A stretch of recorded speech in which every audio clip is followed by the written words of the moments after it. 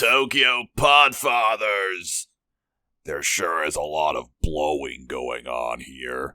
Hello, and welcome to a very special episode of Tokyo Podfathers. It's the episode, it's everyone's favorite anime podcast that also talks about movies from time to time, particularly movies that maybe nobody asked for, but they exist, and therefore someone has to watch them and talk about them. And today, we're going to talk about Twisters.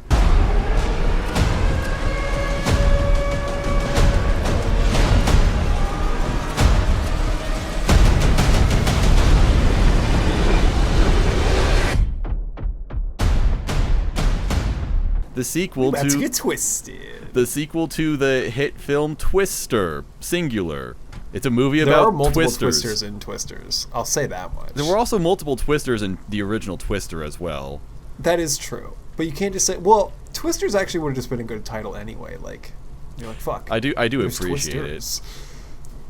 It. Especially since they can just continue numbering it with the sequels. Now it's the next one's going to be 2 Twisters. And then 3 Twisters. Twins, yeah, twin Twisters. We got twins! Twins! Maybe they'll spell Twisters with like a 3 instead of an E for the third movie. Oh yeah, who knows? That's gonna go so hard. Yeah, and usually it's you and Panic who are talking about movies. And sometimes, occasionally, I show up and say nothing because I don't actually watch them. But this one, I will say it's funny that I only show up on podcasts now because it's about a movie. That's the only way I can get myself through the door. That's fine. We're a movie podcast now. Is if it's about a movie. Yes. Well, I mean, you guys talk about anime. You guys just did you guys went over a whole fucking tier list. It was 3 parts, which is impressive. Yeah. And I wish I showed up for that. But I was asleep every time, so... Oh, dang. Yeah, it's okay. You're now missing out on the death threats we're getting on Twitter for this. You're getting death threats for that? I mean, not like literal death threats, but like somewhat halfway joking. Did you say that joking. Legend of the Galactic Heroes was mid or something? No, we put that in top tier. That's a good series. It's people getting mad at stuff like 86. Oh god, 86 was like 86 years ago. Who gives a shit? That was 2 years ago. It wasn't that long ago, buddy. It feels like it also included Mushoku Tensei, and any discussion about Mushoku Tensei is guaranteed to be toxic. What we're talking about culture war shit? God, we gotta avoid this. We gotta talk about Twisters, bro. We gotta talk about the suck zone, my dude. We gotta like get into the suck zone. It's the suck zone. Do we want to start with like the first movie, the original, the OG? Yeah. Well, I wanted to. So we're doing this podcast. Actually, I wanted to ask you a question, just as a primer, for talking about these movies. You're from the Midwest, correct? So I don't want to say what state you live in, but do you live in like tornado country? Yes. Technically. Okay. Absolutely. So I realized watching this. The first movie and the sequel, that like obviously I don't live in tornado country, and I've never had to think about tornadoes as like a threat for me.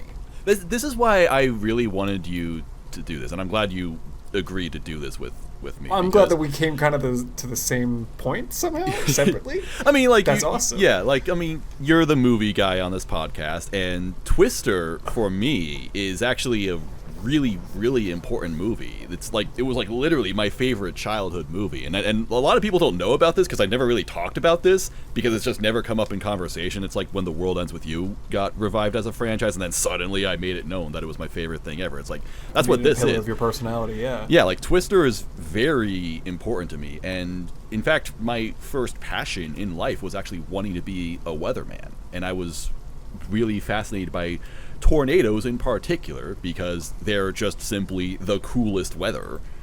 And obviously I didn't really follow that, but even to this day I still have that lingering interest. There's always a moment. There's always and time to chase that again. Go storm chasing. You know, there was a time like just after high school where I had a friend who was like interested in getting into that, and he was like kind of doing a roll call on Facebook for anybody who was interested, and I kind of regret not at least speaking up about it. I don't think anything came of it, but even still, it's like, that might have been an opportunity, and I do regret not chasing that. But I was aimless after If you feel it, chase it. I wish this movie came out 10 years earlier. Yeah. But yeah, I'm gonna jump ahead. I'm surprised they didn't make a sequel to this movie, like, sooner. So, this is also going to be a bit of a disaster movie discussion, because that's also something that I've been interested in, and I kind of say I've been into disaster movies, but I haven't. I'd seen like 2 of them total, but I did watch a bunch this past week to just. I think you're into the idea of disaster as like a cinematic thing. Basically, yeah, and I can talk about that a little.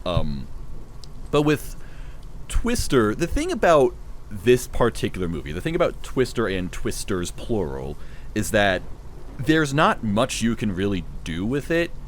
I mean, it's a movie about a spiraling death cloud that just occurs in nature. Like, how many different ways are you going to be able to really craft a story about that? You know, and this is why disaster movies I don't think are too common, because really the only thing about them is just, well, not the only thing about them, but basically the biggest thing about a disaster movie usually is the spectacle of it. Like, you see Twister, and I mean, there's a story to it, and you can get into that, but like as a kid, I was always like, ooh, big fuck off tornado. That's what's cool about it.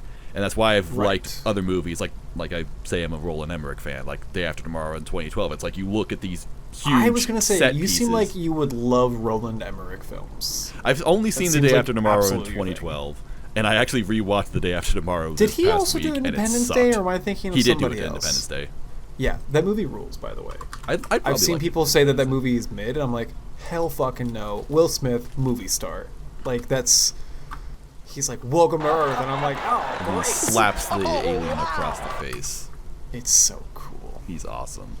But yeah, like, disaster movies are usually about the spectacle. So it's kind of like these big set pieces just getting destroyed, and that's like usually kind of the part, or at the very least the appeal of the movie. So basically, there's just not too much you can really do with this kind of movie, and so I don't blame them for not, wanting to do another Twister movie, especially because just 10 years ago we actually had Into the Storm, which I would say is like the spiritual successor to Twister, just in the fact that it's the other big fuck off tornado movie that exists, or at least with I don't want to say a Hollywood budget. It had Into the Storm had a budget of $50 million in 2014, which, for comparison, Twister in 1997 had adjusted for inflation. Million. That's actually quite a bit of money. Yeah, Twister was a big budget movie. Into the Storm was like, kind of. But anyway, it was like Hollywood's most honest attempt at making a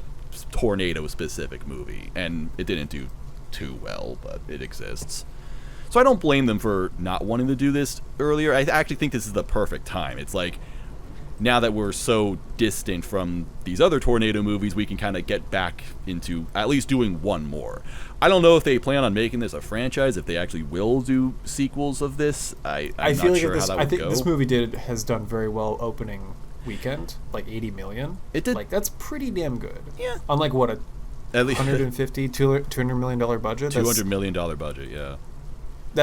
It's probably going to make a fair amount of money. I mean, it's going to make significantly less money next week because the next Deadpool movie is premiering next week, and I feel like a lot of people are going to go see that instead, maybe. But I do think that this movie is... we'll obviously get into it, but, like, there's, like, people like it, it seems. Its critics seem to be like, oh, it's enjoyable. It seems to obviously made a lot of money. Yeah. Like, I think it would be, like, stupid for them as a business to not maybe cash in and make, like, another one or something or whatever. Gosh, what was I going to ask you? We'll see. Jesus. The thing that it kind of surprised me, though, how much effort they were actually putting into this, because I felt like we were, or I feel like we're moving past the point of $200 million Hollywood movies.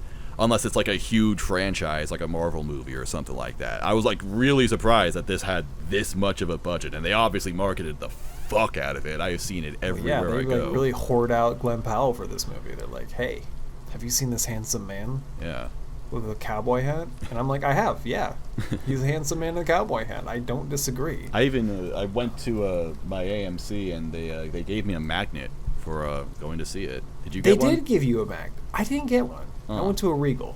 I wonder if Regal hates me. I wonder if there's a there were weird specific circumstances about me. Because not only did I get that, I got free popcorn and drinks for this. I don't even know how I did that. It just let me do that, which is awesome. How much did you pay for a ticket? After the fees, it was about $20. That's fucking ridiculous. Yeah. That's about how much I paid. Oh yeah. It's ridiculous. Ridiculous, Just but hey, I got a free soda and popcorn out of it, so I'll pay $20 for a movie ticket and all that. I guess the fees kind of pay for that stuff. Yeah, I accept that deal. The ticket itself should have only been like $12, so. Yeah, tickets have really gone up in price really suddenly lately. Yeah. Well, everything's gone up in price suddenly. Yes, why everything gotta cost money. Thanks, Kamala Harris. 4 more years. Or does she get 8 years? I guess. Well, she was never president, so she could. Yeah, I guess she technically would get 2 terms. Dang. She could get 2 terms. That's a good deal. Here's how Bernie could still win. Here's how Hillary could still win. I'm with her. Anyway, yeah, I was just surprised at how much effort was put into this, because I feel like this would have kind of limited appeal. Like who was asking for a Twister sequel specifically? Like, did anybody like with all of these reboots and remakes and revivals and franchises, like who out there was like, oh yeah, Twister, that's the one we got to bring back? Well, how big was the first movie? It was obviously it was really big for you, but like that was a big movie. That was the second highest grossing film of the year, only behind Independence Day, hilariously. I forgot that's the same year, yeah. Yeah, and it was I'm actually going to look at the highest grossing. It was the first movie ever issued on DVD, so it was a huge DVD seller as well. Okay. So I like that you've done so much homework on this, and I just like watch Twisters. Frankly, this is just stuff that I knew. Like, Twisters Fritos. This is just stuff that I knew. For me, I feel like Twister was a movie that was always on TV. Like, you'd be at a house party or something, and then it'd just be on, and and I feel like that's how a lot of people might have experienced the movie. Like, they just saw clips of it as they passed by. Wow. So, Jesus. It's crazy that I didn't mean to cut you off, but like the highest grossing movie, Independence Day from 1996, is only $50 million, which doesn't sound like much of a budget, but like, no, just like total gross, which is amazing. Like, that's because like movies have to make like $1 billion now to be considered like a profit, right? Yeah, basically. Whereas like you can just make $50 million and they're like, oh, that's pretty good. I like that. Oh, that's right. Mission Impossible was this year. Twister. Jesus. This is all crazy. Man. Oh, no, that's total weekend gross. Sorry, I'm looking at the total weekend gross. I was going to say, I'm like, there's no way Independence Day only made $50 million. Box office. Let me find the box office mojo. There we go. Yeah, 300 million, I think, worldwide. That's crazy for Independence Day. Yeah. Wow. Cool. Good for them. Anyway, you were saying. I wasn't. I was actually finished with my point, I think. Oh. Cool. I don't even remember what point I was making. So like, I have to ask. I'm very curious about you growing up in like tornado country, because like that seems like a totally different lifestyle from like someone like me who's West Coast, and like maybe we have to worry about earthquakes, but really rarely. I live in Oregon. Yeah. If it was California, I'd be worried about earthquakes more. The only huge disaster I'm actually like I have to think about, but really won't happen within my lifetime, is like a tsunami. There's supposed to be a gigantic fuck you tsunami that's supposed to hit the Pacific Northwest at some point. No one knows when, but it's just like, that's going to happen. Well, how does the tsunami form? There's got to be earthquakes. Well, right, but like, what earthquake is going to happen to cause that? Would it be the one in the ocean? Oh, okay. Oh, I was wondering if it would be like the San Andreas fault. Maybe the one in California. I don't know. That's pretty far down. It would have to be one from like like the Pacific Ocean or something. It would be so big that it would cause a tsunami and it would just wipe out that wipe us entire out. Yeah, Pacific. but like That's fun. we're not really set to get one, and like we have Mount St. Helens in Washington, but that's dead. Yeah. I mean, that Like- was like the last big like, oh god, what the fuck is this? But we should Maybe- have more volcano movies. Those are cool. Maybe at worst you have to worry about Yellowstone erupting. But then if that happens, then the entire country's fucked. And all of this is like, that could happen, but not within my lifetime kind of shit. I It feel could like. happen, but literally no one knows when. Although it has been Exactly. said if it will happen, we'll know about it in advance. Run, run, run, run, run!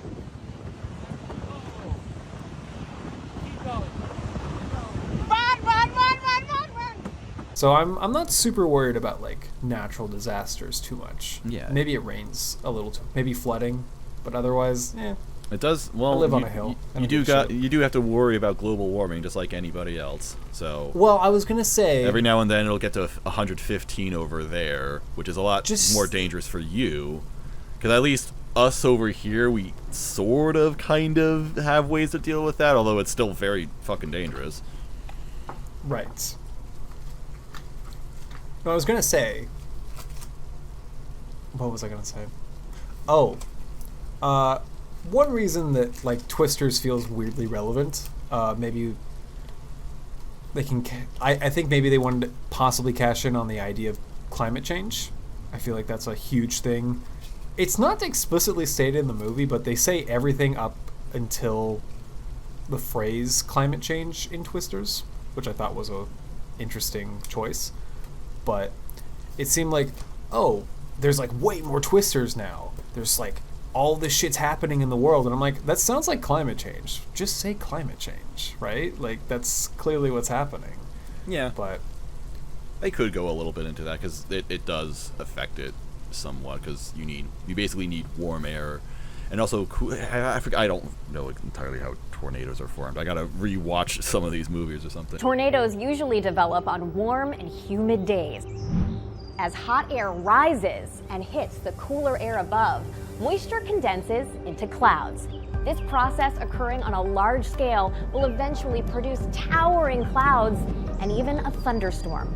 But we also need wind shear, wind speed or direction that changes with height. But yeah, it's like warm air and cool air mixing and swirling or some shit like that. But it happens more commonly in the Midwest. I think it's specifically because the air from the Gulf will intersect with the air from like the north or like specifically the Rocky Mountains, I think. So that's why tornadoes are a lot more common east of like Colorado and stuff. And why specifically they happen a lot in Oklahoma, and that is why both Twisters movies and also Into the Storm take place in Oklahoma, and probably some others as well. Although actually, I don't think Twisters took place in Oklahoma. I could be wrong about that because I know. no, Twister. I think both take place in Oklahoma. Well, Twisters also. Hang on. Oh, okay, never mind. Twisters? Yeah, it does. I was trying to correct myself because the last scene in Twisters, this is not going to be a spoiler, don't worry about that, but the last, actually maybe this could be, this is an Easter egg essentially. It takes place in El Reno, and I thought that was in Texas. It's actually in Oklahoma.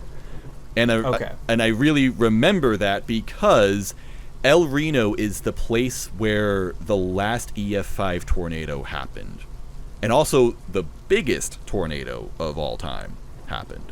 That was in 2013. So I remember seeing like they make a really big deal of that in the movie where they really make it known that this takes place in El Reno. And I'm like, whoa, that's so cool that they did that.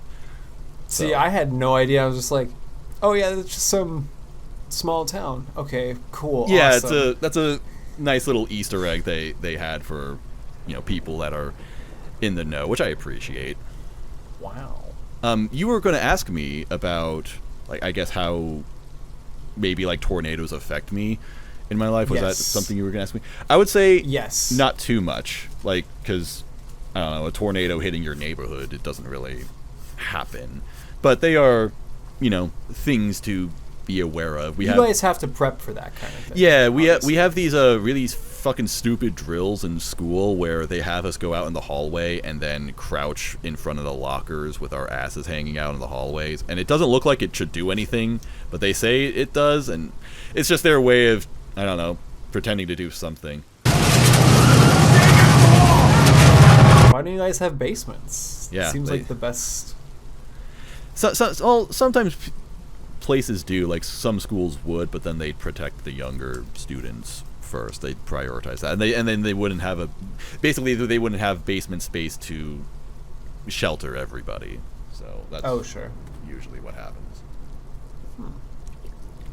Interesting.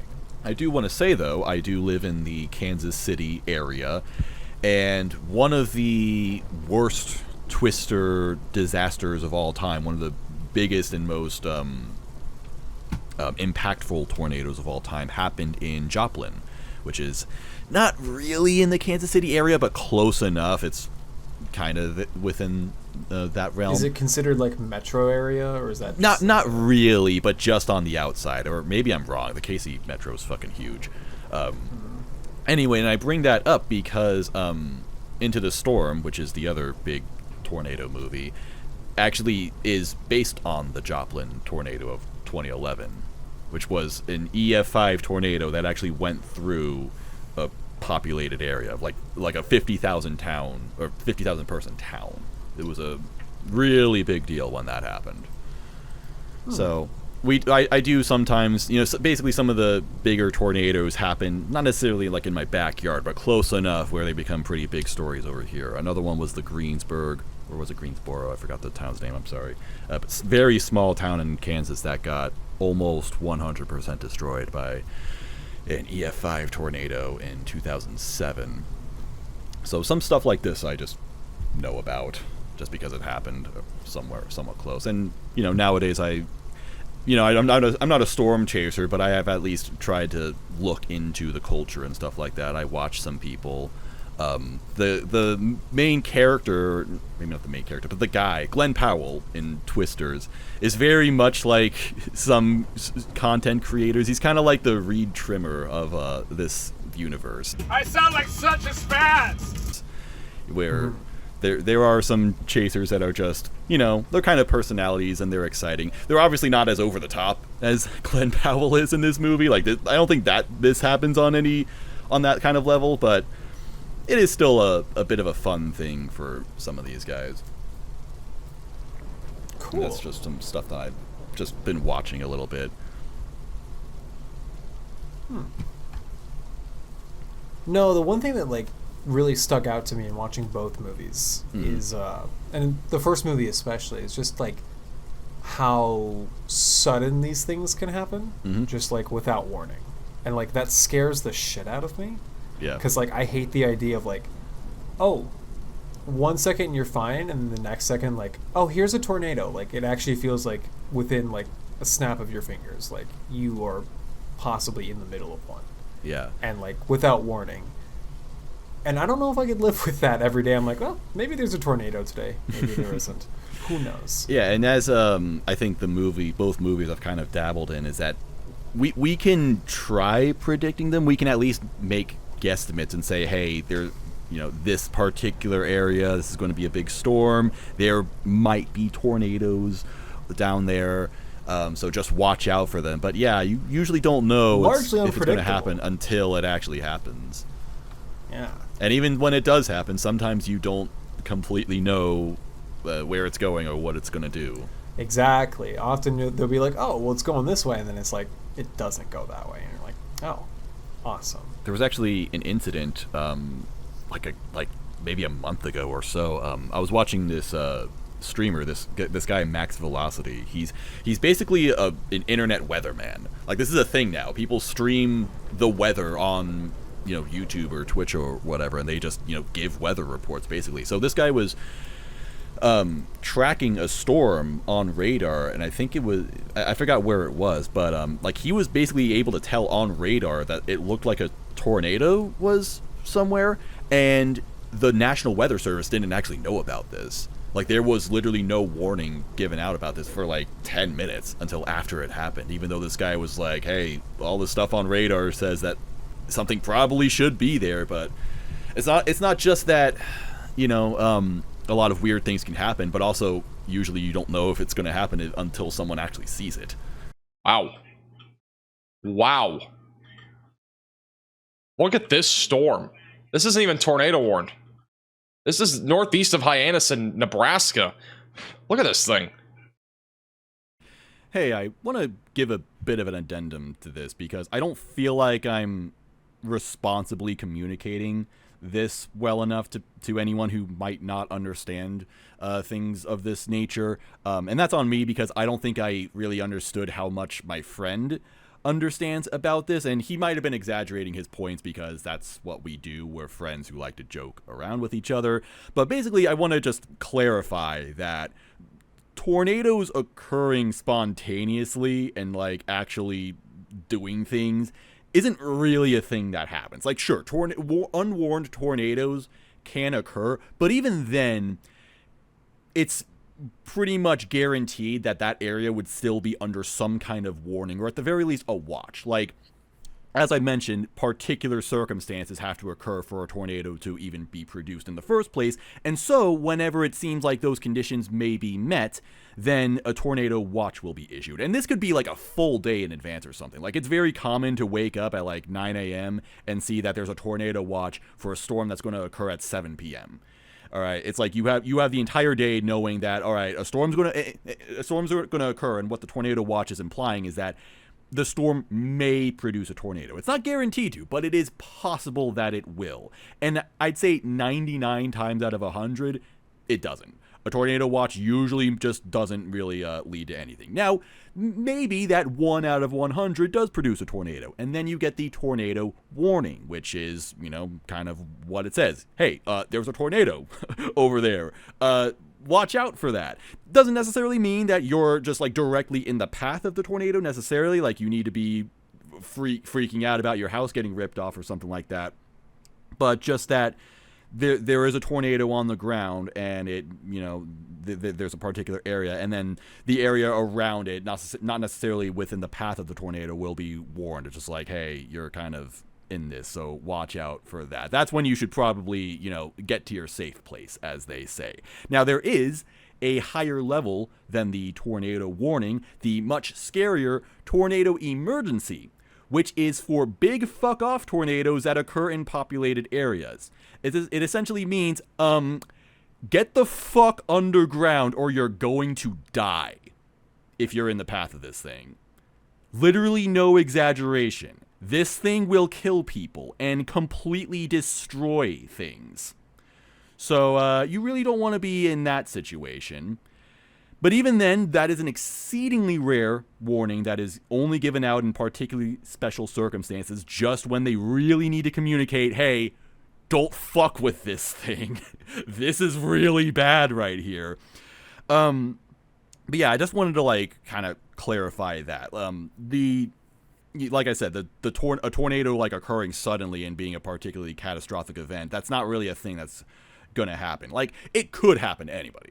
Just like how if you live in Florida, you could have like a Category 5 hurricane sweep your house away and drown you or something like that. It's like these things happen, but I wouldn't say that there's like a constant looming threat that you need to be like stressed out about every day of your life. You're probably fine. I mean, hey, I do live underground, but I'm still here.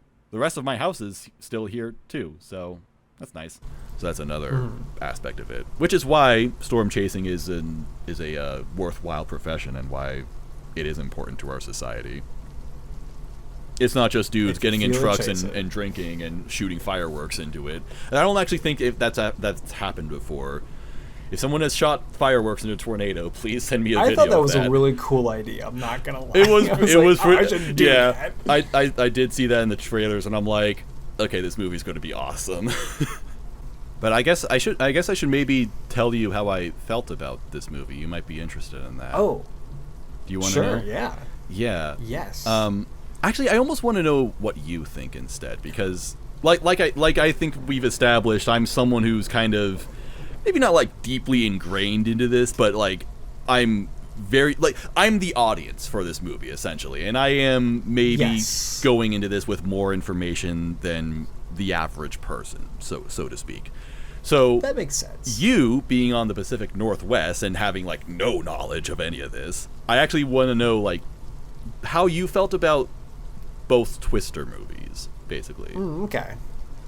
So I like the first Twister movie. I like that it's more than just about twisters. It's about finding someone who matches your freak, essentially. I like That's that. kind of the juice of the movie, actually. I like that, yeah. In which Bill Paxton realizes, I have to leave my wife for Helen Hunt because no one else gets off to the idea of storm chasing quite like she does. Yeah, Bill Paxton, he ran from the grind. That's the movie. He ran from the grind to go and settle and be a normie, and he brought his normie wife along with him to get divorce papers I totally signed. understand why his normie wife would leave him in this. Yeah. I totally get it. Because I've seen people on Twitter be like, you know what, she sucks. And I'm like, no, she's got it right. Like, she understands that this guy's fucking weird. As a kid, I hated Melissa all the time because she's just complaining all the time. But as an adult, I'm like, or at least having, like, I don't know, empathy for others. And, like, basically, I can understand why this would freak someone out and why someone would find this to be completely insane. Like, I feel like, yeah, at the end of the day, this storm is. chasers, but, like, talking about, like, having a profession as formerly a storm chaser might raise some red flags. Because I feel like you kind of have to be, like, a certain kind of person to go storm chasing. Kind of, like, yeah. You got to be a little bit, like, adrenaline junkie. There's, like, a little bit of that in there. Because it's a dangerous-ass thing. It can be very dangerous. Yeah. At least these movies show it can be extremely dangerous. Well, for what it's worth, these movies do glamorize it in a way. Oh, for sure. PSA for everybody, don't do the stuff that they do in any of these movies. I would love to shoot fireworks. If you get that close to a tornado, you will most likely die. Yes. And also, I did like that Glenn Powell's truck just has these drills, that he custom made this Dodge Ram. So He's like, I'm going to drill right into the ground. This movie is a 2-hour ad for Dodge Rams. Both movies are, yeah. Yes. I will say, to be a nerd again, that actually is kind of a thing, but not on like ordinary trucks. Basically, well, they also have those like spikes in Into the Storm. The one guy, his like armored truck has like spikes that go into the ground. Did you watch Into the Storm? Very specific. I did. Oh, okay. So that guy's that his tank essentially, that's a real thing. That is a thing people do. That seemed like it was inspired by real things.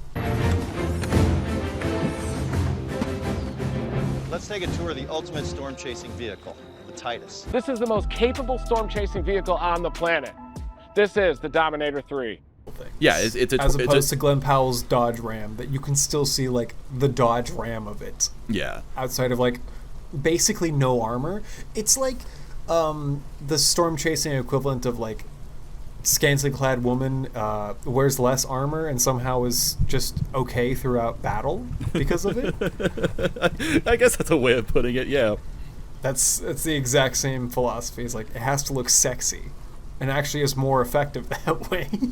But yeah, Into the Storm has an actual tornado intercept vehicle. That is what they are known as. And those are real things. So like I mentioned, Reed Trimmer is someone who actually has one of those things. It's literally just an armored car that is built to not only anchor into the ground, but also withstand like 150 mile per hour winds or something like that. So they can withstand light, maybe moderate tornadoes. Not EF5s though. So and EF5 should have. I was gonna say on the EF scale. Yeah. Like 4 maybe at most. Well, that's actually complicated because the EF scale isn't based on wind speed necessarily. It's based on the damage it's done.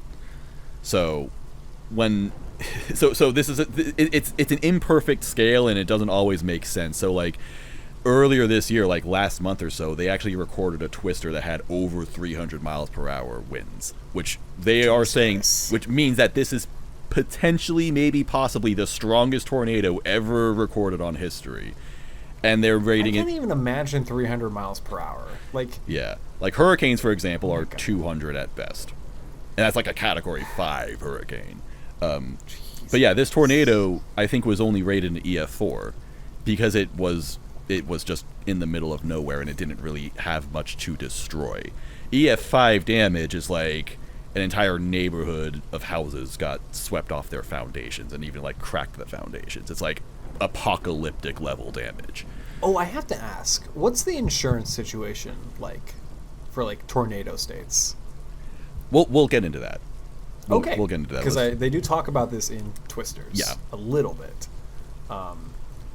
They're not in it for. They're only in it for the money. They're not in it for the science. So basically, I was just bringing that up in the discussion of like how a Dodge Ram would survive an EF whatever tornado. I'm actually not entirely sure, but we'll just say wind speeds it can withstand. A tornado intercept vehicle can withstand decent wind speeds, but I don't know if a Dodge Ram, even if you attach drills to it, I don't know if it's going to do all that much. Especially if you drill into like the dirt. Like that's not how they work. You're supposed to drill into concrete. Kind of implies that like maybe that's not the strongest thing ever because like if there's moisture in the dirt, it's gonna soften and like the drills aren't gonna stay in there forever. And we'll talk about it. It's like there are logic stretches that you have to imagine because it's a movie, it's fiction, it's fantasy, and the point of the movie is to have cool stuff happen. So, like I was saying about don't get. However close they get into these movies to tornadoes, like you have to get that close in movies because if you want a movie about actual storm chasing, it's not going to be very fun because the tornadoes aren't going to do anything. Right. So no, but Twister rocks. Yeah, I do think Twister is just a good ass. So I did not know how stacked the cast was for this movie. I didn't realize that Philip Seymour Hoffman was in this. Yep. And he just plays like a stoner who says the suck zone multiple times. Yeah, I watched OG Twister with Jeremy, and he lit up when Philip Seymour Hoffman was on. He even mentioned, he was like, "Ooh, see, Philip Seymour Hoffman's in this movie." I'm like, this guy's you. You're gonna love this character because he is literally just you. He's just like sitting next to Melissa, and he's just like, "This sucks." Are you kidding? Dude, that's why Melissa left. That's why Melissa left. She had to deal with Dusty for one day. Like, he's kind of a skeezy guy, but also he's like weirdly like wholesome at the same time. Like, he's got like dimensions to him. Yeah, he's a good guy. Yeah, there's that whole gang is cool. It's got Carrie. What's his last name? Elwes. I don't know actors. I don't know. But yeah, Twister was a super high budget like. That was a blockbuster movie. It wasn't even just the cast. It was like lots of important people worked on this. Like Spielberg had something to do with this. Kathleen Kennedy. Well, okay, yeah, it has a really huge Spielberg vibe. Like it feels like I'm watching like Close Encounters or Jaws or something like that. No, I know Carrie Elwes from like. Have you ever seen The Princess Bride? Actually, yeah. Yeah, he's the main guy in that. He's Wesley. Oh my god, wait, is he really? I have to... He's Wesley. He's British. I'll have to go see that So again. hearing him with like a quote-unquote like Midwestern accent was the funniest thing ever. He's also in the dub for Porco Rosso, and he plays a character with like the exact same accent, and it's the funniest thing ever. So like hearing this in Twister was like, oh, he's just doing the Porco Rosso thing again. That's hilarious. I love this. Why is a British actor playing like a Texas guy? This is hilarious. How do they even make that happen? I don't know, and it's so fucking funny. Helen Hunt, who we love. I love Helen Hunt. Cool lady. Alan Ruck, you probably know from Ferris Bueller's Day Off, Succession more recently. Yeah. Todd Field now becomes like a movie director. No, there's like a whole bunch of people I recognize, and I was like, oh, this is just fun.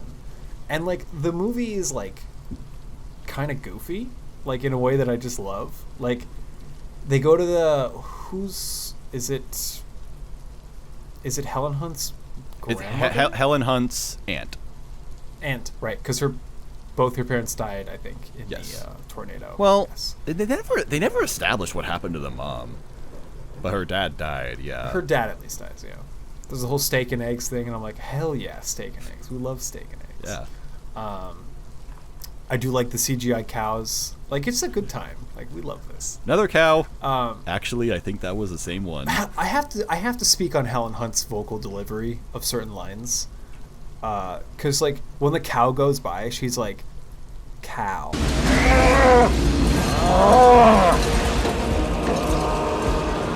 Cow. I gotta go, Julia. We got cows. She just has, like, a really deadpan delivery of cow. And then, towards the beginning of the movie, when they, like, chase the first storm, her truck goes in the air or whatever. Yeah. Or is it Bill's truck? Yeah, no, it's her truck. Yeah, it is. She's her like, truck. where's my truck? Where's the truck?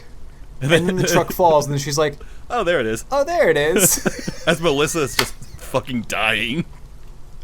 Yeah. That's probably the best. That's like a top 5 scene in the movie. And then Dusty comes over and is like, good job, Melissa, yeah! Did you just say truck? That's awesome! That's awesome! Yeah, Twister's great. Twister's a fun time. Like that's maybe the best thing about it. It's not my favorite movie, like, but I did say I do think it like just kind of it's fun. Like it's just like oh, they don't make movies like this anymore. Absolutely. Like Bill Paxton, of course, super great. We love Bill. I love Bill Paxton. Yeah. Yeah, I'm always happy when he shows up and stuff. I was gonna say. Remember when he was in God, what was he in? He's been in a lot of movies. Remember when he was in? Have you seen Titanic? Oh, I have seen Titanic. He was in Titanic. Yeah, he's like the framing device of Titanic. Who did he play? He's the guy who interviews late era Rose. He's like a deep sea explorer guy. Oh, so he Yes. okay. Well, that's the part I forgot, so I wouldn't know. Yes, it's crazy.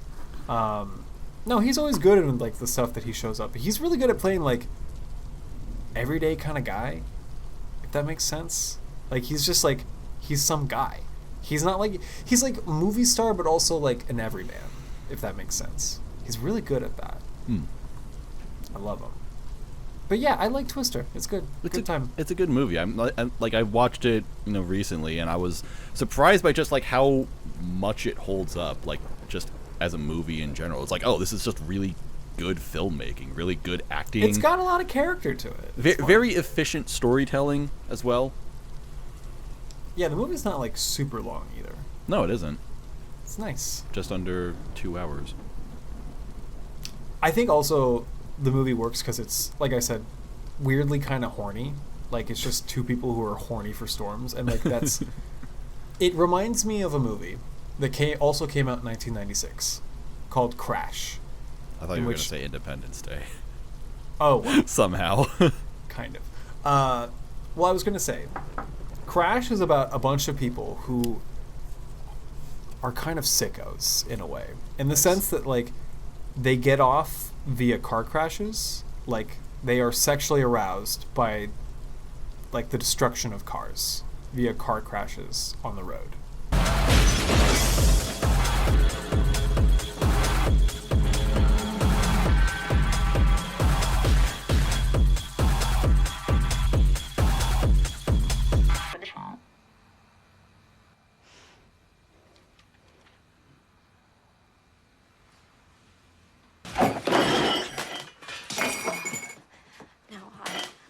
Like, they'll get in a car crash, and then they just start doing it. Dang. Yeah, some sicko shit. It reminded me of Twisters a lot, or Twisters reminded me of Crash quite a bit. Good stuff. But yes, I should probably move on to how I feel about Twisters with the $sign. Yeah, how do you feel about multiple Twisters? I actually, like, really enjoyed it, if I'm being honest. Huh. I had a great time with it. All right.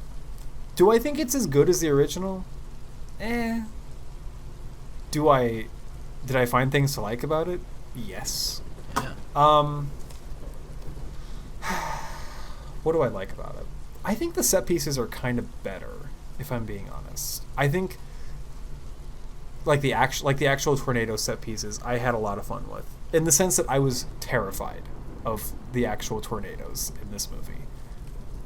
Like the main one, which when you get like Glenn Powell's and like Daisy Edgar Jones' character, like they go on like to a rodeo, and then there's another tornado or whatever. Mm-hmm. So they have to go to like a motel, and they're just like in a pool. Like, that's scary. That's just terrifying to watch. Mm-hmm. When they're like in a movie theater and like they're just everything is just absolutely getting sucked in. That's fucking terrifying. Do I think the movie totally works? Not all of it. I do think there's that weird love triangle in the movie that I thought was kind of annoying. With what's his name? The guy who's doing Anthony Ramos. Contract. Yeah, Anthony Ramos. I thought that was a little like it was. I don't know if underdeveloped was the right word, but it was just like it felt like he was just kind of there when it comes to like I guess the romance. Like it seemed like it was kind of setting itself up for some type of romance. Like it could go in that direction. Like it puts it in your head that it could happen. It does. It does. I kind of appreciate that it's not like a direct sequel to Twister. It's like there's like a few references to the original movie, and that is about it. They say the Suck Zone, which I was very happy that they did. They brought that back. Yeah, they were like Easter eggs. And they had Dorothy in the beginning. Yeah. I think it was like Dorothy 4 Dorothy 5. And that's kind of about it, actually. Like, yeah, it doesn't really reference the first movie. There are parallels. Like, I was worried. I was like, are they going to bring back Helen Hunt or whatever? Are they going to bring back, like, Alan Ruck? Obviously, they can't bring back Bill Paxton because rest in peace. They can't bring back Philip Seymour Hoffman either. Rest in peace. Rest in peace. No, I appreciated that it was like, it just happens to be set in the same universe as the first one, and it continues the problem of, oh, there's still twisters, bro. Like, we got to deal with all these twisters. It's a problem. I enjoyed watching Glenn Powell on screen. He's very charismatic. Mm-hmm. Fun. Seems like a chill guy. Fun guy. I don't know. I'd go to a rodeo with him. Yeah. Talk about tornadoes. I'd subscribe to him on YouTube. Yes. Buy a shirt.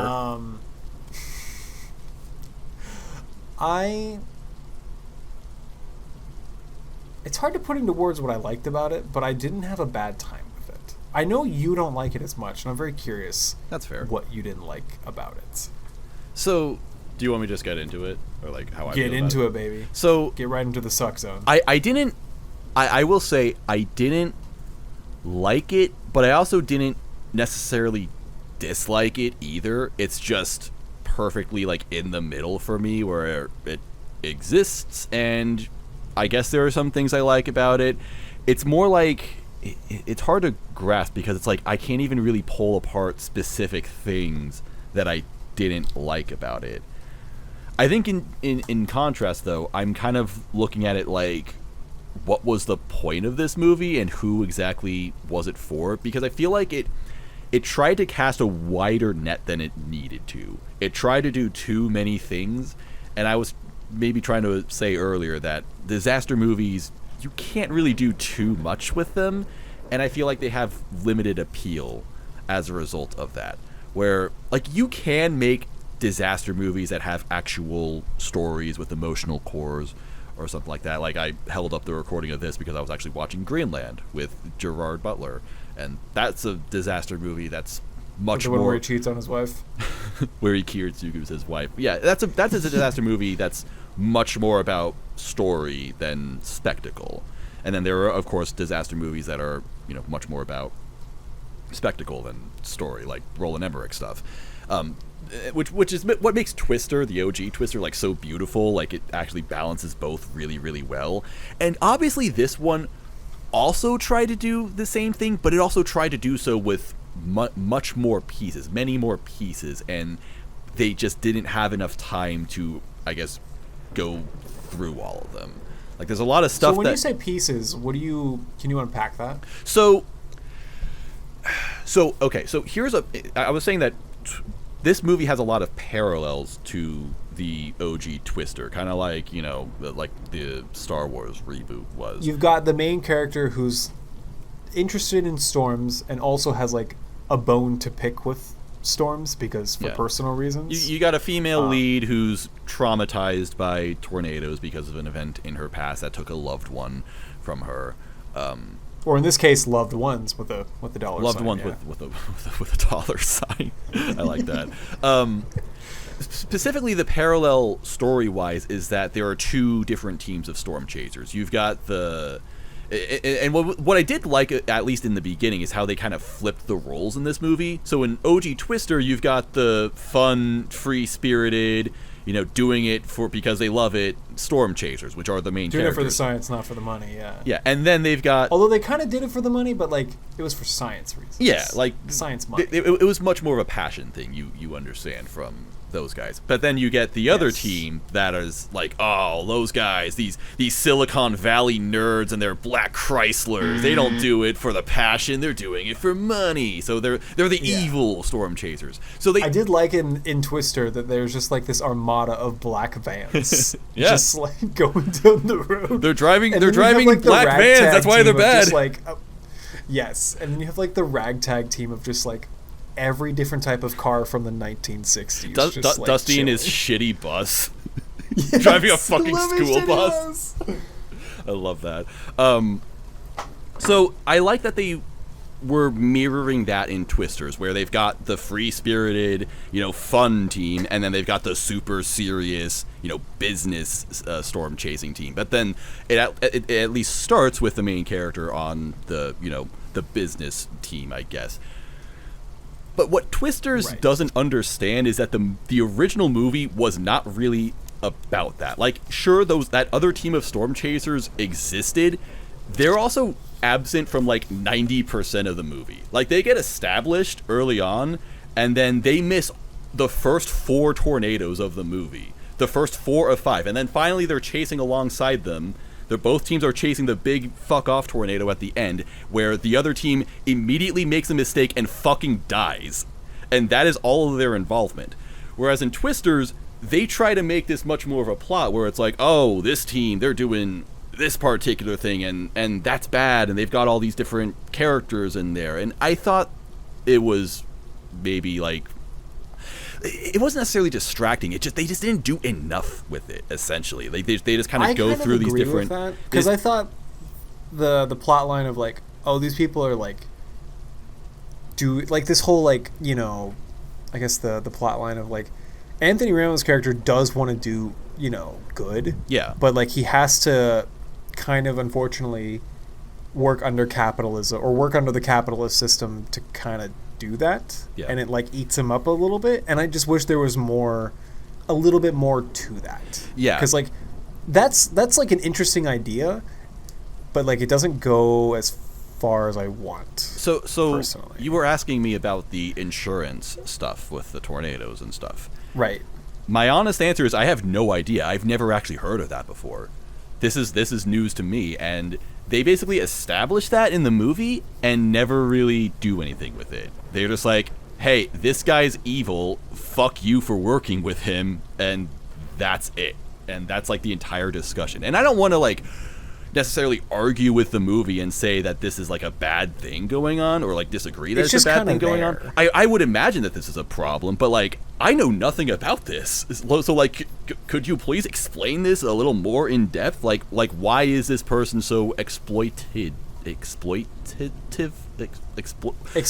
Why is he a dick? Why is this guy a piece of shit? Why is he a dick? Like that's some stuff that I wish was fleshed out more. Like there are just like too many moving pieces with this movie, and they don't really like conclude all that much. Like it at least would have been satisfying if the evil storm chasers in this movie died like they did in the first movie. They died because they made a mistake and they were stupid and they ignored the advice of the smart person who understands the storm better. That would have at least been poetic, but instead it's like, nope, they gotta just live because maybe we'll make another movie about them. I don't know. So I'd like to just say, not that it's super important, but the guy on we'll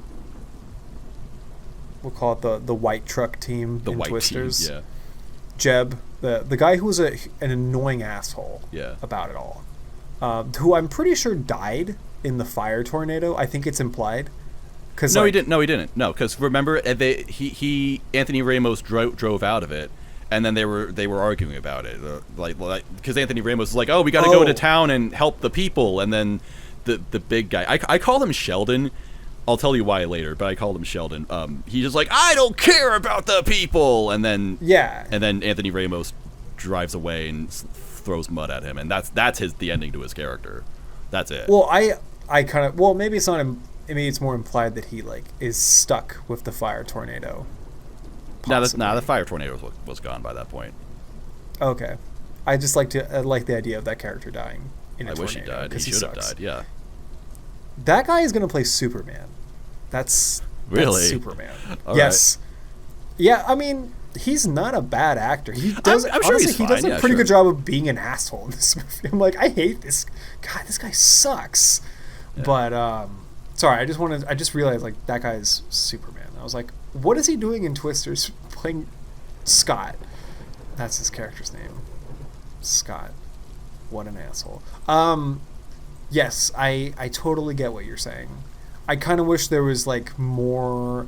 I don't like the idea of like maybe like a 2.5 hour Twisters movie, but like I almost wish that there was just more time dedicated to this thread. I guess. Yeah. I wish there was more meat on it. I just wish because like that's an interesting point to make in a movie like this. That would be one of the movie to talk about this kind of thing. Yeah. Which feels like exploitative, predatory, like insurance companies. First of all, the unimportant thing, I look different than the rest of the video because the rest of the podcast was recorded a month ago and I just never edited it because, as usual, mental turmoil got the best of me. Mainly, I just wanted to clarify a couple of things.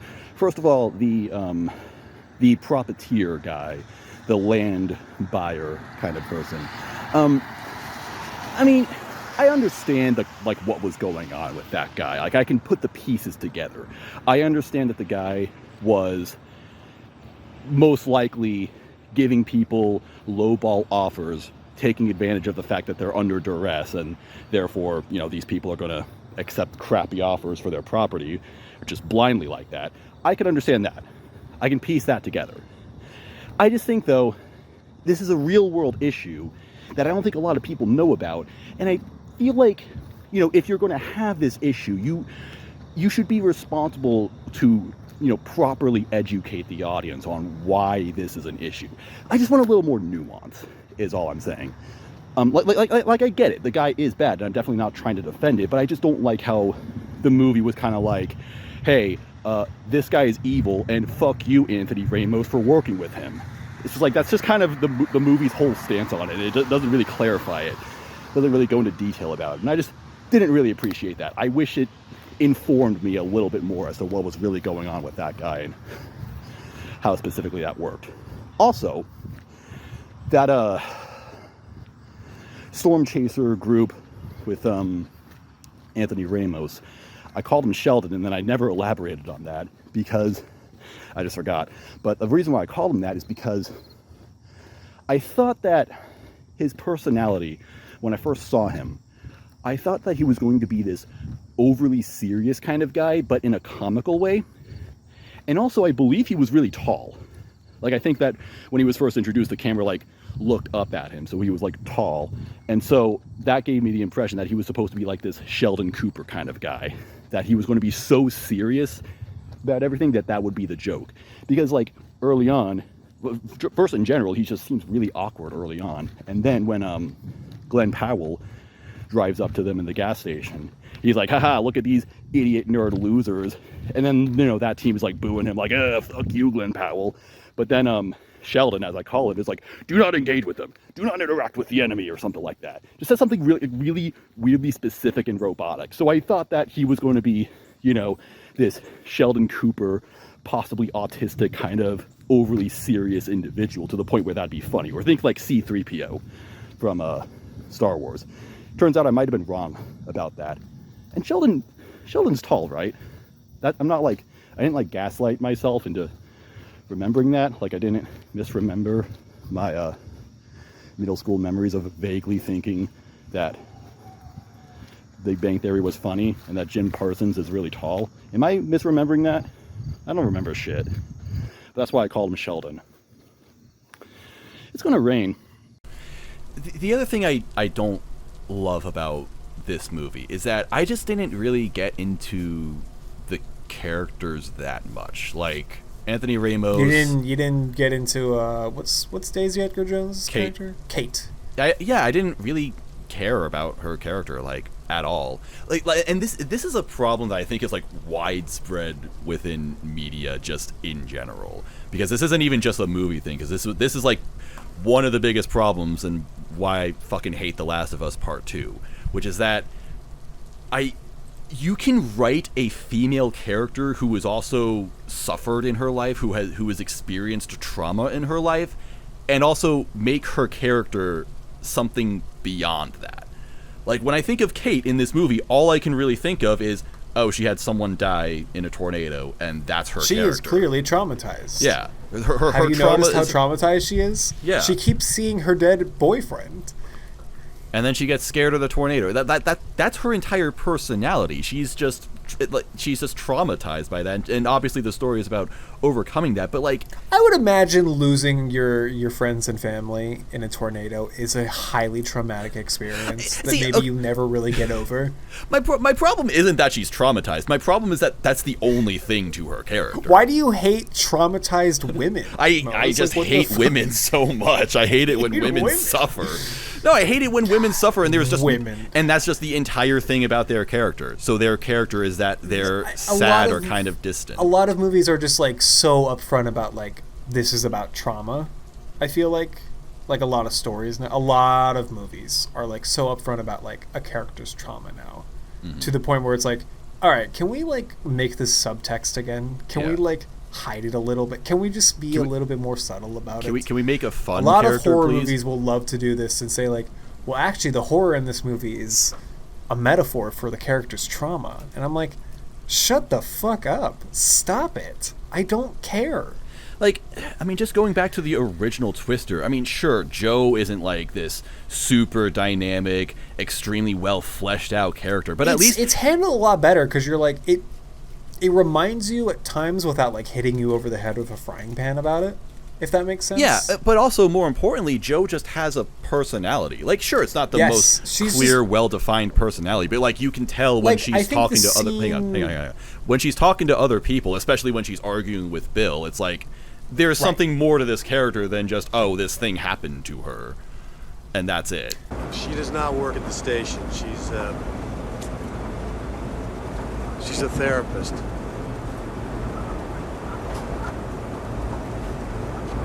Oh. Yours? Yeah, it seems like she cares about Storms more than she's traumatized, if that makes sense. Yeah, like her trauma turned into fascination, which is an interesting feeling angle. Her trauma, yes, it is. Yeah. I guess Twisters kind of lays the butter on the toast pretty thick, so to speak. I've never heard that one before. Thank you. I made it up because I'm nice. I haven't had buttered toast in a long time, honestly, and I'm kind of craving it. Just go get buttered toast. This is such a weird. You just go get butter and bread, dude. Do you have a toaster? Do you not have? I don't think I do. Oh, okay. I'm sorry. I have maybe a toaster oven, but I hate using those. It's not the same as a toaster.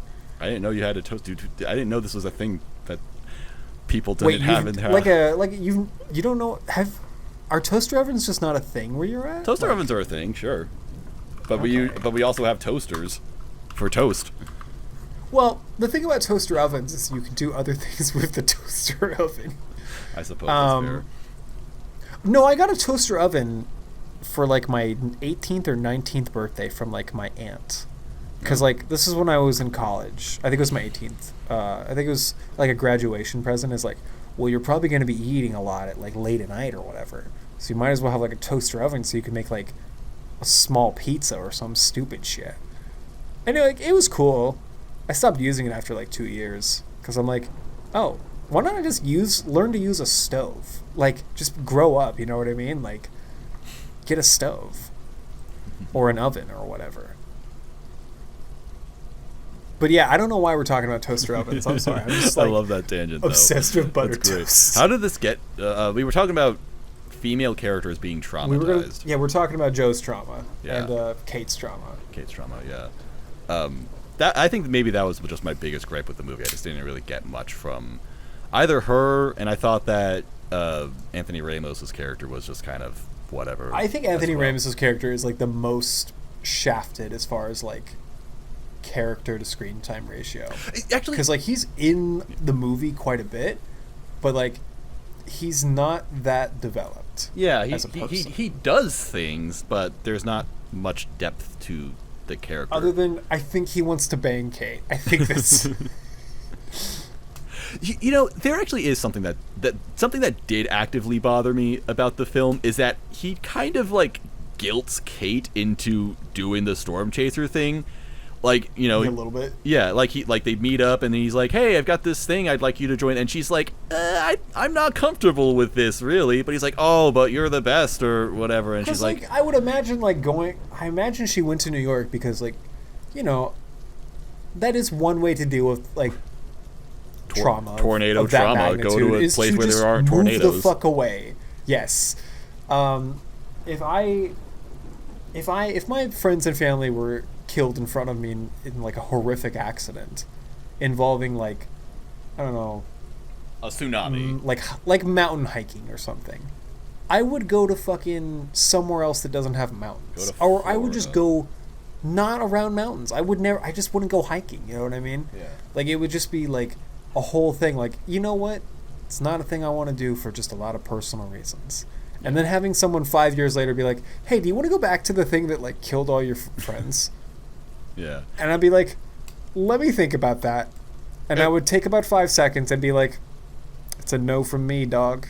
And then of course, see you around. And then of course, after essentially guilting her into doing this again, the most obvious thing happens, which is that she gets scared of it and kind of ruins it for everybody. Yeah. Which is and like Scott gets pissed. Yeah, and I'm just like, what the fuck were you expecting, dude? This was a stupid idea. She's a little rusty. Like, what do you expect, bro? Like, come on. Yeah. I guess also I just wasn't that into the science hook of this. Oh, I was not super into like whatever their technology was that much. I was like sitting there thinking, why isn't Glenn Powell here doing cowboy shit? Like, unironically. Like I would rather watch that. Like, maybe there might be something to this. Maybe they're onto something. There's more where juice when they're like, oh, we should go help people. And I'm like, you should. Yeah. Yes. That is good to watch. I like seeing people get helped. Maybe That's nice. maybe there's a point that this movie's making where maybe you actually can make a tornado stop if you throw enough sand at it or some shit. I don't know if that's ever been tried before, but like maybe. I don't know. I mean, I guess it made sense. It just wasn't that interesting of a hook. And more importantly, that like, kind of like going back to OG Twister, it felt like that wasn't too much of the. There's the a plot. lot of terminology thrown around in the OG Twister, but like none of it really mattered, if that makes sense. Yeah, like you can just enjoy it beyond that or tune out of it. All you need to know is the suck zone and steak and eggs, and like you're good to go, bro. Like that's it. Although I guess I did still appreciate how they had to have a plot that meant getting close enough to tornadoes. So, well, I mean, it's a tornado movie. It could be you got to fun. get in the suck zone. Yeah, you got to get in there, dude. How did you feel about the romance? Whatever. I didn't feel much about it. Did you like Glenn Powell in this movie? I liked his character a lot. Yes, he was the fun guy, and I think that might be my favorite thing about this movie, where they knew that Dusty was the best character in the OG, so they're like, okay, well, what if we make the main character of this movie someone like Dusty? So I do like that. Yeah. You know what? I'm immediately rewriting this movie in my head and making a better movie, which is just that the movie is about Glenn Powell and him being a crazy, insane daredevil who then the conflict is that he eventually like goes too far or some shit like that. There's a review of this movie on Letterboxd that's just like, hi, I'm Glenn Powell and welcome to Tornado Jackass, which sounds way better as a movie than like that was another thing though. Like I really do feel like there was a better angle this movie could have taken that was like already present, and they just kind of make it a side thing, which is actually the British guy that's hanging around Glenn Powell's truck, and he's doing a story. Like that would have been great. That would have been great. Reminds me of the angle of like Into the Storm, which is like just some kid like shooting it. Yeah, there was like this there was this journalistic POV about it. Yeah, because you always have to have that outsider character who doesn't really know what's going on. Well, yeah, as like a stand-in for the audience who doesn't know anything about tornadoes. You need your Melissa so that all the characters can explain what the fuck's going on, because they know what's going on. They don't have to tell us shit. And they're not going to re-explain everything, because that just doesn't happen in real life. Like that's stupid. We're just going to like go into the suck zone. Yeah. Like, yeah, exactly. You already know. I like saying the suck zone. I'm going to say it's great. Many times. It's a great term. Yeah, keep using it. So yeah, like Twisters, it's not even like any specific part of it was like bad. It's just that everything together, I just feel like there were too many moving parts, and it just didn't need that many. Like, if you're going to have a disaster movie with a story, then make sure your story is at least like maybe just like good enough, or at the very least just make it so that there's a balance between, you know, the spectacle and also the story, which is what Twister did so well. And I think what Twister did so well is that it had a human story to it. It had a human core element to it, but the story didn't feel like it was taking away from the spectacle, and whatever, like, you know, plot development needed to happen was done very, very efficiently. Like, maybe my favorite example of that is how kind of midway through the movie they do the first two tornadoes like back to back. So you've got these two intense chases back to back. That's the entire movie. So you need a point to cool down a little bit. You need to have a moment to relax. So they go to Aunt Meg's and eat steak and eggs and just have a little bit of exposition there. And it's just like this nice cool down point of the movie.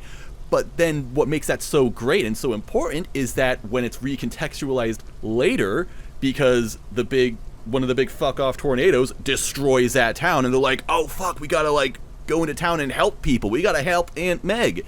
And that brings another like story aspect to it. Just like marrying these different plot points together, these like, I don't know, just these elements that you needed for your film to work just in general. They also just happen to make the story more efficient, you know, so that nothing was wasted. The character of Aunt Meg isn't wasted, and this down point of, you know, either meeting her or rescuing her, that's still just, it's still fun to watch because we like that, and it's fun and it's good. Whereas in this movie, like, they go into town and they help people, and that's, you know, a good angle to take, but like, I don't even know where they are, who these people are. I don't really care about this, honestly. You don't care about people being helped? No, that's awful. I don't. I don't know who they are. I don't give a fuck. They're fictional. It's a movie.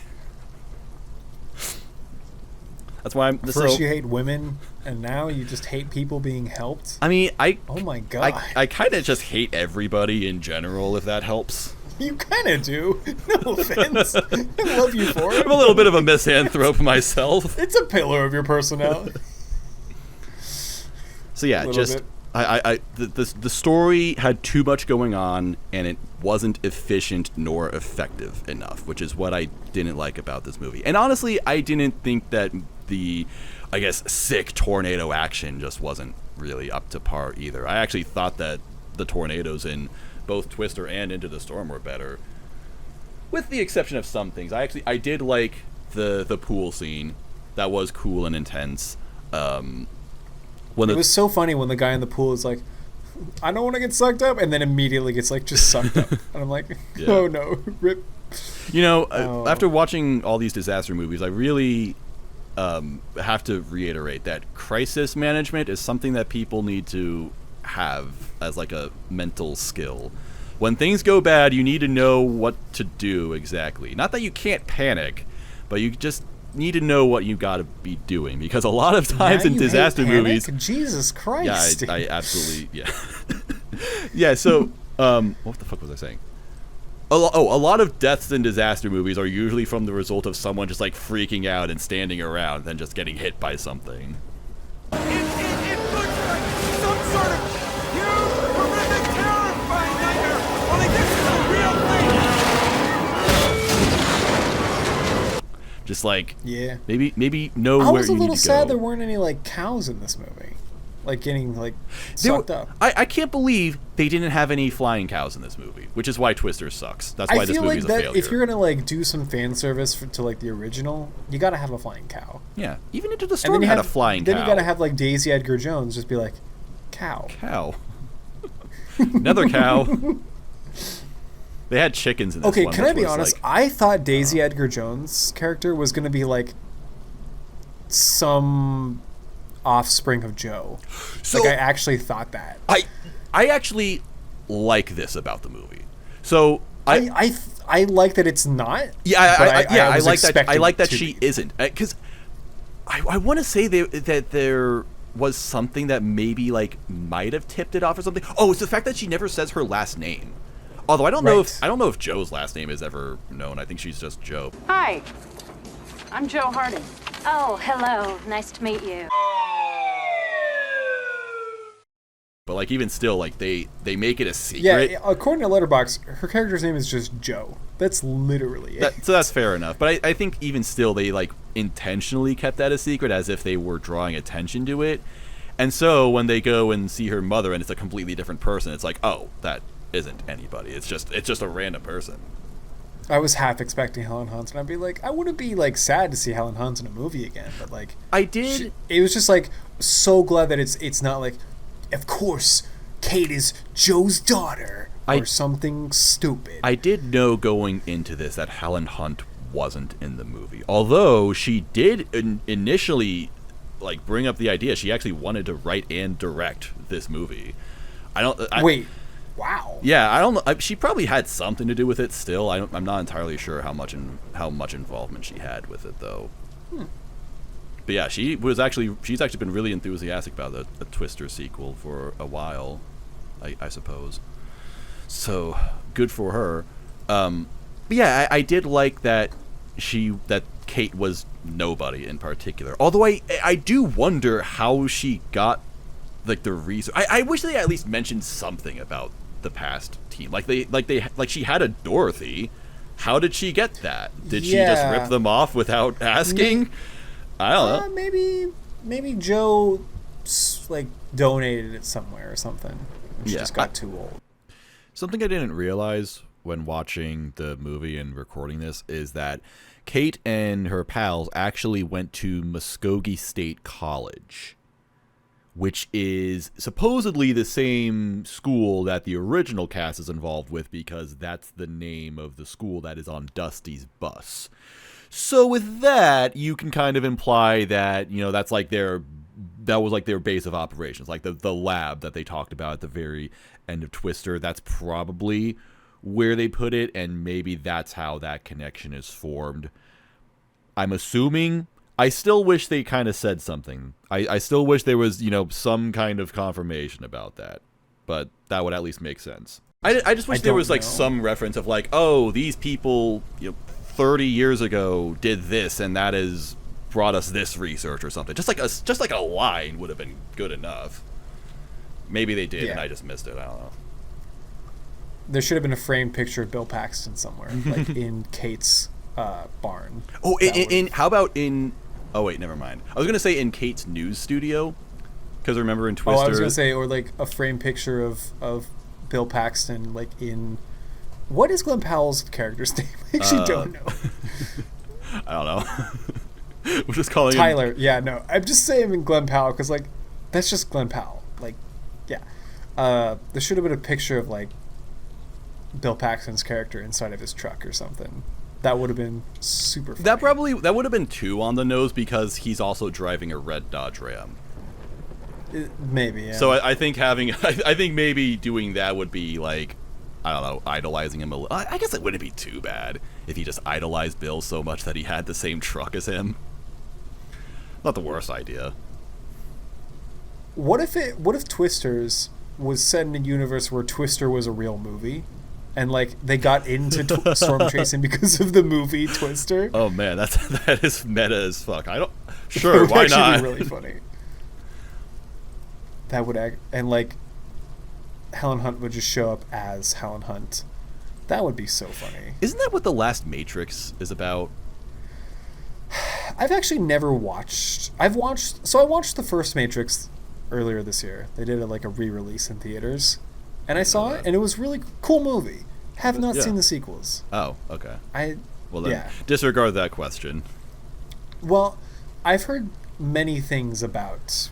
I have heard extremely mixed things about the new one. I've seen some people say it was terrible. I've also seen people say it was a 10 out of 10 masterpiece. It's like the Ava rebuilds. I was going to say it's the next Last Jedi. Which seems kind of perfect. Well, I think most people just dislike Last Jedi. That's more of a punchline nowadays. Last Jedi's got shooters. I'm not totally sure. I don't know. I respect Last Jedi for what it is. I've actually never seen The Last Jedi, so it's fair enough. It's fine. It's okay. So the last Star Wars movie I watched in theaters was not The Force Awakens. I did see that, but I did see Rogue One, which was like, it's alright. I never saw Rogue One. Yeah, it was kind of boring, if I'm being honest. I know that is one that Star Wars fans do like. What? Rogue One. Really? Yeah. People. Kind of mixed on that. From what I've heard. I thought most Star Wars fans liked the original trilogy. I thought that was like. Oh yeah, they do, but they do, but they also, most of them I think accept Force Awakens, and I think most would accept Rogue One. Yeah, there are things that Star Wars fans just like accept as the good ones. It's like Weezer, you know, like there are good Weezer albums, and there are also fucking terrible ones. All that right, the fan now base you're ignores. speaking my language. What's the ratitude of Star Wars? I think that would be Rise of Skywalker. Rise of Skywalker, or either Phantom Menace or Attack of the Clones. The ratitude of Skywalker. Yeah. Love that. We fixed Star Wars in one fell swoop by calling it the ratitude of Skywalker. That's actually so funny. I love that. Okay, do we want to talk about other disaster movies? Yeah, I'll just say, like, I guess maybe closing thoughts on, like, Twisters in general. Like, it's fine, I guess, but basically my takeaway from it is that I just feel like it's outclassed. Like, there are movies that do what it does better. OG Twister is generally better in, like, every aspect. If you want just pure big fuck-off tornado movie, Into the Storm is the one I would recommend for that. That's like the ultimate just, like, again, just fuck-off tornado movie. It has a story. Don't worry about it. It doesn't matter. It's just about tornadoes. If you want a disaster movie that has a, maybe not the best story, but like a solid one, I'd recommend Greenland for that. If you want a tornado movie that's a lot more like in the nitty-gritty of science and also storm chasing culture and much less about the spectacle, I would recommend Supercell. That's a bit of a low-budget movie that came out a few years ago, and it's pretty good. And if you want a tornado movie that is the worst thing ever, Christmas Twister is another one that exists. Christmas Twister? Yeah, Christmas Twister. I'm getting my tornado movie information from this YouTube channel called Swiggle Studios. He did a tier list video of like every tornado movie that exists, and obviously Twister and Into the Storm were the two good ones, and then all the others were like bad, but Supercell was like in the middle. He also mentioned Christmas Twister, and he's like, I can't put this on the tier list because it's just too amazing. So I actually went into that blind, and yeah, I'd say it's the Handshakers of tornado movies, or maybe just movies in general. It's yeah, that's all you had to say. It's a spectacle. It was fascinating because I don't watch movies, so I don't know much about them. This is like a big deal for you, yeah, because you're not like a movie guy. Yeah, like this whole Twisters thing was like big for you, and maybe that's part of like the disappointment. Is like this is like the one movie that, because like I made this movie my personality. Yeah. My excitement for this movie was my personality for the last month or so, and I told everybody in my life to go see it, and now I'm like, oh, listen. I'm like, wait, you know what, never mind. Yeah. You go see it if you want, I guess. Well, I was going to go see it anyway, and then you're like, we should pod. I'm like, okay, yeah, why not? Fuck it. I'm going to go watch a movie and then pod about it. But sweet. Christmas Twister was a revelation to me because I've never really seen like a shitty low budget movie that looks like it was made by people who don't know how to make movies. or like do anything regarding making movies, including acting. So seeing that was like, oh, I didn't know this existed. There's probably a lot of stuff like this, and that's amazing. I'm blown away by this.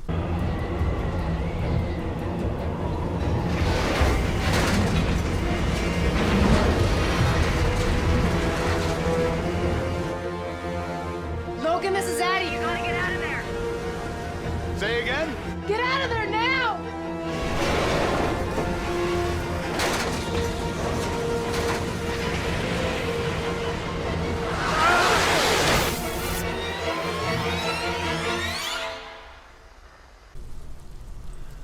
Don't actually watch it though. There are probably lots of other probably shitty low-budget movies that are funnier to laugh at. So I gotta hear your opinion on Nope. Yeah, along with my disaster binge, I was you also supposedly the quote-unquote friend that you mentioned on Twitter. They recommended you Nope. Yeah, so it's me. Along with my disaster movie binge, you recommended that I watch Nope. I have no idea why, because it has nothing to do with any of this, but I did like it. It's kind of there's tornado vibes.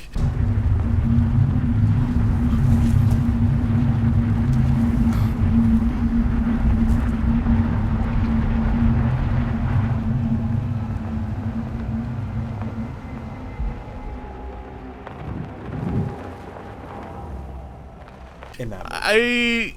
I wouldn't say that. The jean jacket does a lot of sucking. And then spits people out. Like, that's why you made me watch it. Because it's got the suck zone. It has the suck and then like eats and consumes and spits out metal kind of zone. I don't know. Spits out a lot of stuff. It has like spits out blood all over your house. It feels very indebted to the movie Twister. I will say that much. Just in the filmmaking. I don't get it, but that's Whoa! No, I don't get it, but I appreciate that you have that opinion of it or perspective of it. Okay. I mean, that's fine. I'm not here to change your mind. Twister is like really high octane and exciting, and Nope is mostly just like really dry and low key and just kind of like almost like dull and boring. What about the climax? What about the final action set? I mean, it was cool when it turned up. It was really cool, and I'm definitely not trying to say the whole movie is like dry and dull and boring. It's just it is at parts, and I think that's part of the appeal of it because that makes it some of what's going on more weird and interesting. What do you think that movie's about?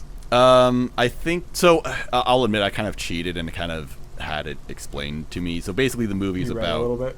Yeah, basically the movie is about this theme of like glamorizing spectacle, I guess, or not even necessarily spectacle, but like glamorizing trauma or like just bad things happening.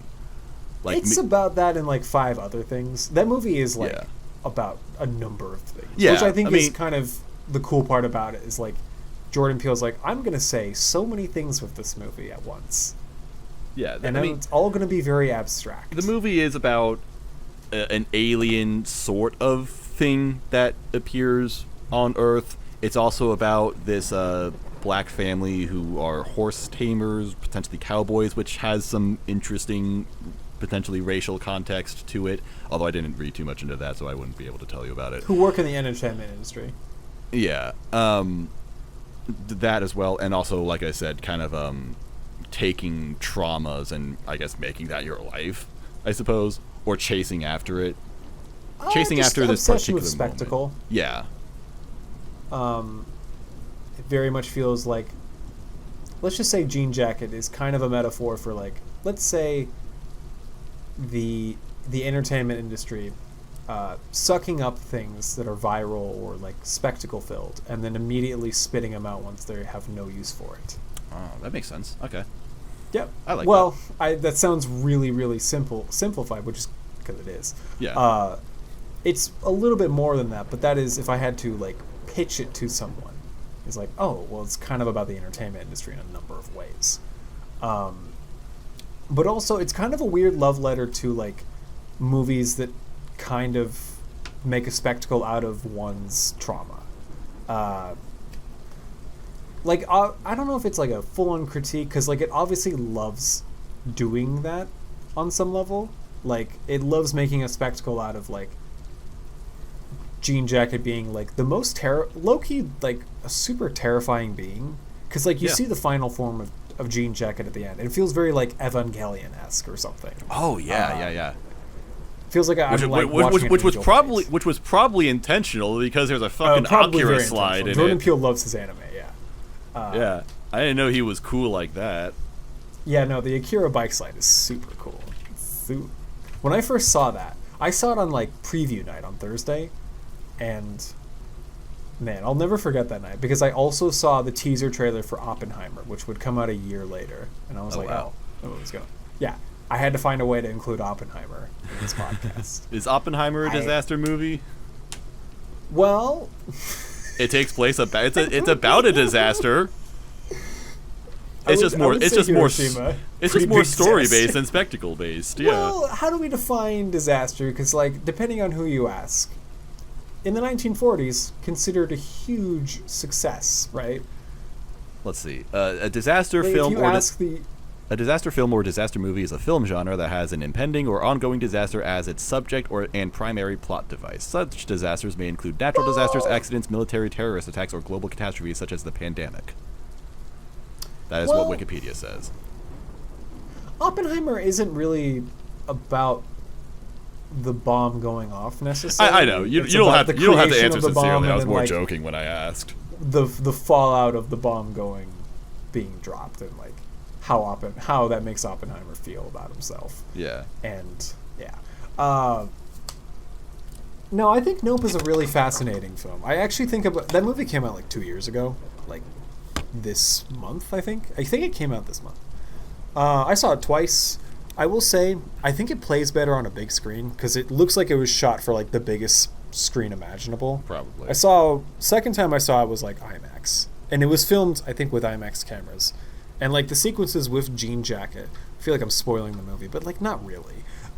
It's kind of hard to explain what the movie is without like just watching the movie. Yeah, absolutely. I feel like, honestly, I didn't even know what I was watching like 75% of the way in. I'm still just like, what the hell? Like, where is this going? What am I doing? Did you like the sequence where the Jean Jacket goes over their house and it's like takes place at night and stuff? Yeah, it was cool. Yeah, that shit fucking rules. I think I like pretty much all of the movie. It was good.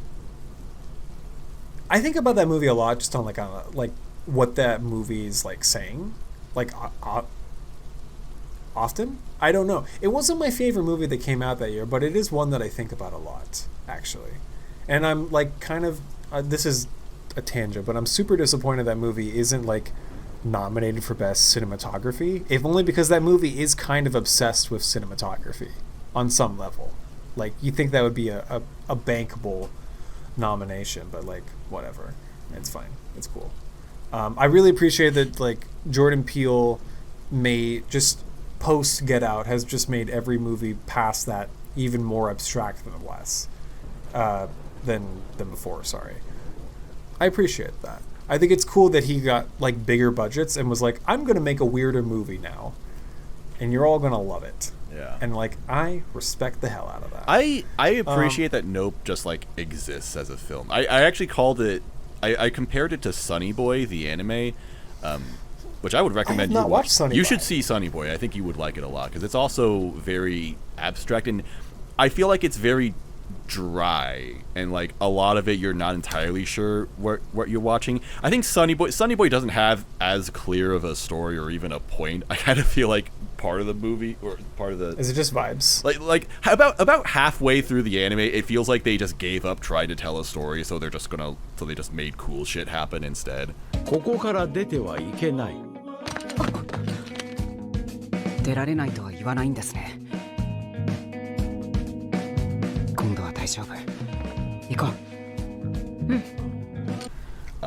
But it's still fun. But it's like the way it expresses itself in such an off-kilter way, I think it's just really cool, and I'm glad that exists nowadays, because I feel like on a base level most people wouldn't appreciate that, and that's exactly why I like that it exists, because I feel like everything nowadays has to appeal to everybody, which is kind of like what I was saying about Twisters. And it's Nope, like, it has to have Nope all is this different it's stuff. a weird to appeal movie, to but also everybody. plays like a blockbuster. That's kind of the cool part. Is like, I feel like I'm like, have you seen Jaws? No, hilariously. Okay. Well, probably that's should. fair. It's a classic. You should. Well, I'm not going to tell you to watch movies because I know that's not like your thing. But like, it is a very like, Nope is a weird movie, but like it plays like a Spielberg kind of blockbuster. It feels like indebted to one of those. But yeah, I like Nope. It's cool. I don't know if it's a disaster movie per se, but like, it does feel indebted to disaster movies. Because I would say Jean Jacket, kind of disastrous. Its existence. It's a bad miracle, if you will. Yeah, that's what they say it is. Yeah. Oh, also, I was going to say, Nope also has a guy who was in Twisters. Oh yeah, I did see that. The guy who played the tech guy.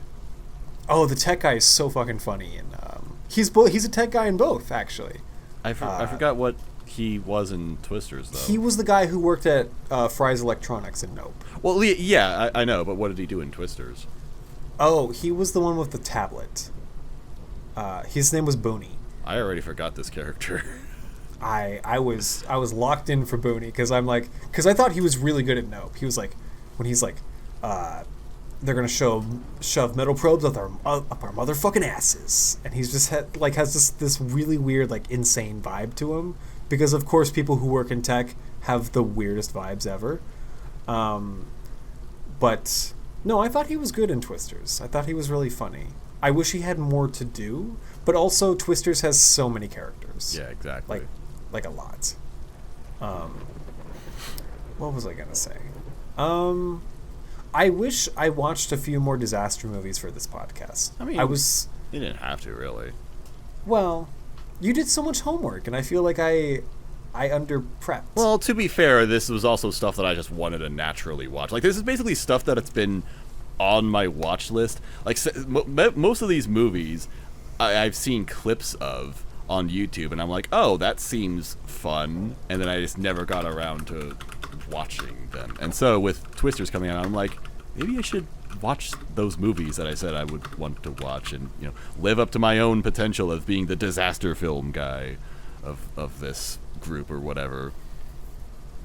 Like, I hadn't even seen Into the Storm until last week. Can you believe that? I just got all my information about it on YouTube. I didn't hear about Into the Storm until you brought it up. I didn't even know about it until like last year or so. I'm like, wait a minute. There was another tornado movie and I just missed out on it entirely?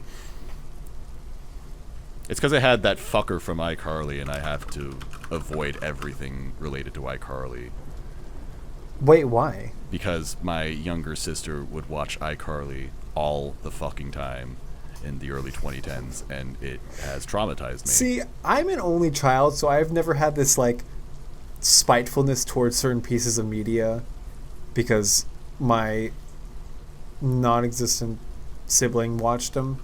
I mean, I don't expect many people to relate to this because this is a particularly troubled relationship. I enjoyed iCarly, ? I like that it took place in the Pacific Northwest. I thought that was cool. Yeah, it took place in Bacon's house. It took place in his car. It took place in Bacon's shitty car. They should have had that in Twisters. That is a pretty insane, like, apartment setup if you think about it. Because, like, it's multiple floors. Why the fuck did it have an elevator? And why would the elevator go to other floors? Does that mean that people can just, like, show up in the elevator? Yeah, like, I'm just gonna take the elevator into this guy's house and walk in. Hello. It's weird. Yeah, I don't get how that works.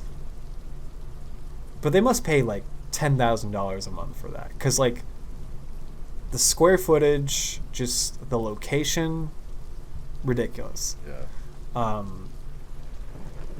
Oh, speaking of Pacific Northwest, guess what movie takes place in Oregon that I watched recently? Pacific Rim. I was gonna say Longlegs. That's oh, really? Movie. Yeah. It was filmed in Canada, but it looks like it would take place in like Almsville or Turner or something, and I was like, oh, that's nice. Did you like Longlegs? It It was okay. Okay. It's way more vibes heavy than I was expecting. But I was expecting quite a bit of vibes, if I'm being honest. Well, it is a horror but it was like, movie, right? Well, there's like vibes, but like there's not much under the hood, so to speak, story-wise. Like the mystery, because it's like a serial killer movie. Yeah. Like the mystery is not that hard to figure out. And the Nick Cage performance, I won't say is like underwhelming, but I was whelmed, if that makes sense. It was all right.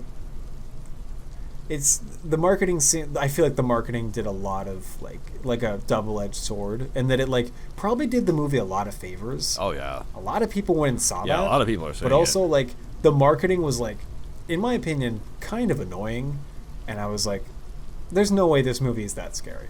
And it wasn't. It was not that scary, if I'm being honest. But it got a lot of people. It got a lot of butts in seats. So it has grossed $47.3 million so far. Wow. On a budget of 10 to 16 million. So it did really well, or it is doing really well currently. Yeah. But yeah, I'd recommend not going out to see it necessarily. I don't know if you should pay $20 to see it. That's fair.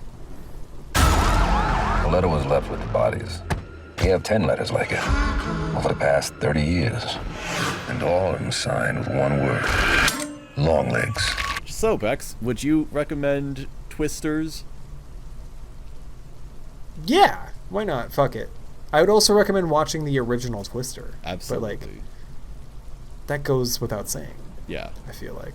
You gotta get twisted. Definitely watch the OG Twister. It's a great movie.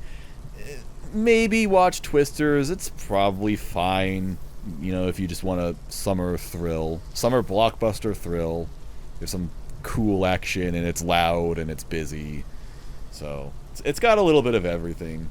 Like I said, I didn't dislike it, and if that's just me being negative, then I'm sure most people would probably feel more positive about it. So why not? Go see Twisters. Fuck it.